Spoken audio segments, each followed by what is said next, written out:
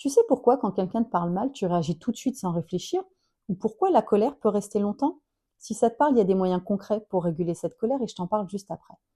Quand quelque chose te blesse ou te met en colère, une petite zone du cerveau appelée l'amygdale s'active en premier. Elle gère la survie, donc elle t'envoie immédiatement un message d'alerte, danger, défends-toi. C'est ultra rapide. Et pendant ce temps, la partie du cerveau qui réfléchit, qui raisonne, qui calme, le cortex préfrontal, arrive plus lentement. Lui dit plutôt attends, respire, réfléchissons. Mais il est déjà un peu mis en pause et le message est un peu plus long à arriver. Résultat, tu réagis avec l'émotion avant même d'avoir le temps d'y penser. Et parfois, tu regrettes tes mots. C'est juste un mécanisme de protection. Alors, comment réguler cette colère? Déjà, prends une seconde. Une seconde de silence suffit à couper l'impulsion. Inspire doucement et expire plus longtemps. Rien que ça fait baisser l'adrénaline et ça permet au cortex de reprendre les rênes. Ensuite, nomme l'émotion. Je suis en colère parce que il m'a mal parlé, elle m'a critiqué, il m'a vexé. Le fait de la nommer, ça la fait déjà descendre d'un cran. Et évacue l'énergie.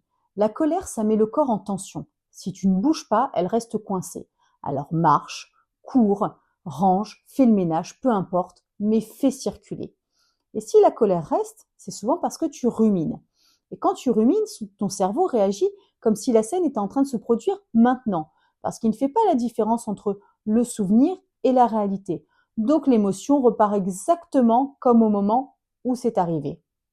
Alors la clé à ce stade, c'est de restructurer ta pensée, changer ta façon dont tu te parles intérieurement pour faire redescendre la colère.